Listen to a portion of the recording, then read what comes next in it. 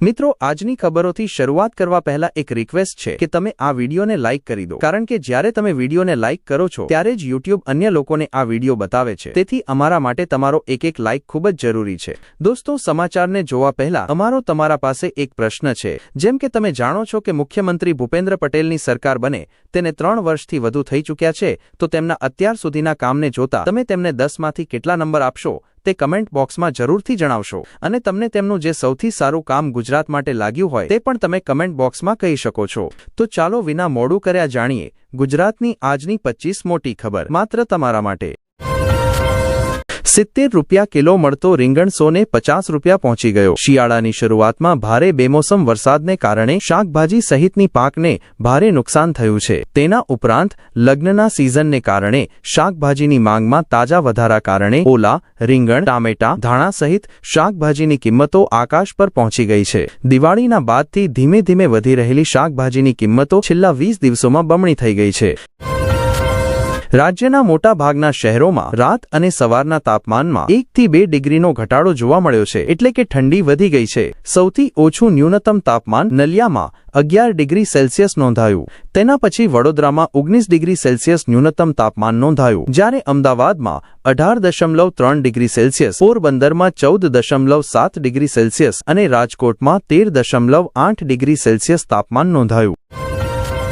આજે મુખ્યમંત્રી ભૂપેન્દ્ર પટેલે 226 કરોડ રૂપિયાની કિંમતેથી બનાવવામાં આવેલા સૌરાષ્ટ્રના સૌથી લાંબા 3.5 કિલોમીટર લાંબા ફ્લાયઓવરનું ઉદ્ઘાટન કર્યું. રાજકોટ સાથે ખંભાળિયાથી આવતા વાહન ચાલકો પણ આ પુલનો ઉપયોગ કરી શકશે. ઉદ્ઘાટન પછી ભૂપેન્દ્ર પટેલે પોતાના ભાષણમાં જામનગરની સ્વચ્છતાની પ્રશંસા કરી. સાથે તેમણે સ્મિત સાથે જામનગર વાસીઓને સંબોધિત કરતા કહ્યું કે આપણને શહેરને સ્વચ્છ રાખતા સફાઈ કર્મચારીઓનો સહકાર કરવો જોઈએ. રસ્તાઓ પર કચરો એકઠો કરવો બંધ કરવો જોઈએ. સુરત શહેરમાં આવારા કૂતરાઓનો આતંક સતત વધી રહ્યો છે, જેના કારણે શહેરવાસીઓમાં ડરના માહોલ જોવા મળી રહ્યો છે. સ્થિતિ એટલી ગંભીર બની ગઈ છે કે સુરત સિવિલ હોસ્પિટલમાં કૂતરાના દંશના કેસોમાં ચિંતાજનક વધારો નોંધાયો છે. 24 નવેમ્બરના સવારના 11 વાગ્યા સુધી 20 બાળકો સહિત 40 કેસ નોંધાયા, જ્યારે ગયા 24 કલાકમાં શહેરભરમાં આશરે 100 લોકો આવારા કૂતરાઓના આતંકનો ભોગ બન્યાની વાત સામે આવી છે.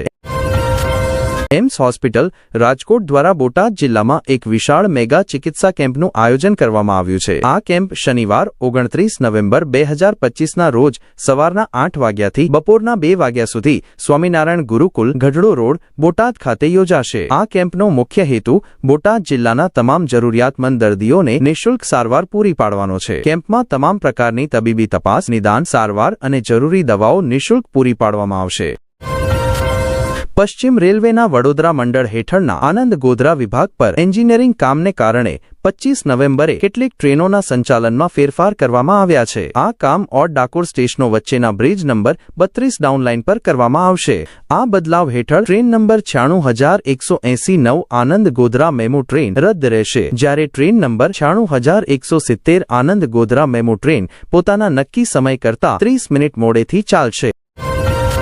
અમદાવાદમાં GMDC ગ્રાઉન્ડ સામે આવેલ સમરસ હોસ્ટેલ છેલ્લા થોડા દિવસોથી વિવાદોમાં છે. થોડા દિવસ પહેલા ABVP તરફથી ગંભીર આક્ષેપો કરવામાં આવ્યા હતા કે વિદ્યાર્થીઓના ભોજનમાં કીડા મળ્યા અને ફરિયાદ કરતા તેમને ધમકી આપવામાં આવી. ત્યારબાદ સમરસ હોસ્ટેલમાં વિદ્યાર્થીઓની સુરક્ષા અંગે કેટલી સાવચેતી રાખવામાં આવી રહી છે તેની તપાસ કરવામાં આવી. આ તપાસમાં ચોંકાવનારા તારણો સામે આવ્યા. વિદ્યાર્થીઓની સુરક્ષાના હેતુથી લગાવવામાં આવેલા અગ્નિશામક સાધનોના જાળવણીનું કોઈ ધ્યાન રાખવામાં આવતું નથી.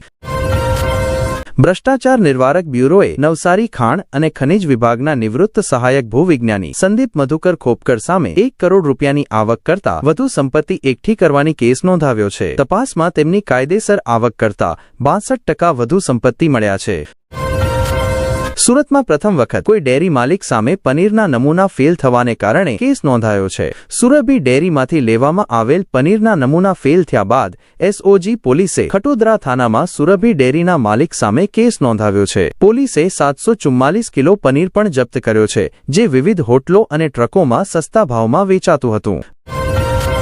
ભરૂચ જિલ્લામાં શિયાળો શરૂ થઈ ગયો છે, પરંતુ દિવસના તાપમાનમાં ઘણો ઉછાળો પતન જોવા મળી રહ્યો છે. સવારની ઠંડક પછી બપોર સુધી ગરમીનો અનુભવ થતા લોકો હેરાન છે. દાહોદ જિલ્લાના જામદારા ગામમાં એક અનોખી ઘટના સામે આવી છે. ગામની સીમાથી 14 ફૂટ લાંબો અને આશરે 40 કિલો વજનનો વિશાળ અજગર પકડાયો, જેને કારણે હડકંપ મચી ગયો. મોરબી તાલુકા પોલીસે લક્ષ્મીનગર ગામની નજીક એક મોબાઈલ ટાવરમાંથી તાંબાના વાયર ચોરી કરનાર 2 લોકોને 1,15,000 રૂપિયાના ચોરાયેલા સામાન સાથે ઝડપ્યા છે.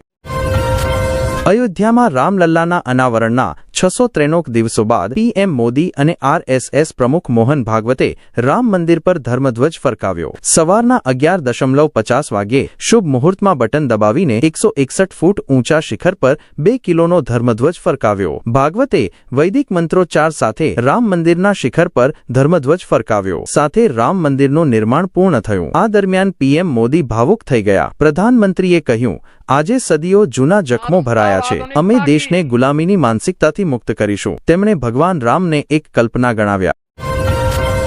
ઉત્તરાખંડના ટિહરીમાં મુસાફરોથી ભરેલી બસ ખાઈમાં પડતા 5 લોકોના મોત થયા છે. ટિહરીના પોલીસ અધિક્ષક આયુષ અગ્રવાલે ઘટનાની પુષ્ટિ કરી છે. અકસ્માતમાં 17થી વધુ લોકો ઘાયલ થયા છે, જેમાંથી 7ની હાલત ગંભીર છે. મૃતકોમાં દિલ્હી, ગુજરાત, યુપી અને બેંગલુરુના લોકો સામેલ છે. આ અકસ્માતમાં વડોદરાના એક મુસાફરનું પણ મોત થયું છે.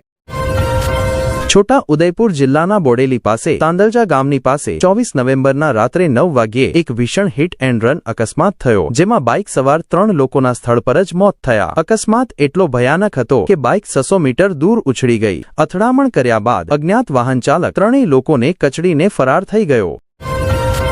બાવળાના ઢેઢલ ચોરાહે પાસે એક સેલ્સમેનના નાના હાથી વાહનમાંથી 3 લાખ રૂપિયાથી ભરેલો બેગ ચોરી થઈ ગયો. ઘટના તે સમયે બની જ્યારે વાહનમાં પંક્ચર લગાવવામાં આવી રહ્યું હતું, ત્યારે ચોરે સેલ્સમેનનું ધ્યાન ભટકાવીને ચોરીને અંજામ આપી. બાવળા પોલીસે સીસીટીવી ફૂટેજના આધારે તપાસ શરૂ કરી છે. પ્રાપ્ત માહિતી મુજબ સેલ્સમેન માલ આપી પરત આવી રહ્યો હતો. તે સમયે તેની નાની હાથી ગાડીમાં પંક્ચર થયું. તે પંક્ચર ઠીક કરાવવા માટે એક જગ્યાએ રોકાયો અને સ્પેર વ્હીલ બદલી રહ્યો હતો.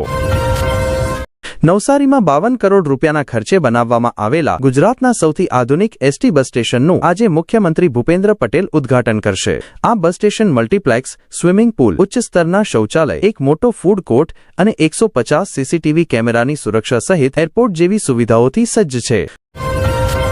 ગુજરાતના ગાંધીનગરમાં જાગરણ ન્યૂ મીડિયા અને વિશ્વાસ ન્યૂઝ દ્વારા ગૂગલની ડિજીક્વચ પહેલ હેઠળ વરિષ્ઠ નાગરિકોને ડિજિટલ સુરક્ષાનું તાલીમ અપાયું. કાર્યક્રમમાં સાયબર ક્રાઇમ અને ઓનલાઈન છેતરપિંડીથી બચવાના ઉપાયો પર ચર્ચા થઈ. રાજેશ ઉપાધ્યાયે સુરક્ષિત પાસવર્ડ બનાવવાની અને ઓનલાઈન જોખમોથી બચવા સલાહ આપી. અમદાવાદમાં પણ સેમિનાર યોજાશે. આ અભિયાન દેશના 20 રાજ્યોમાં ચાલી રહ્યું છે.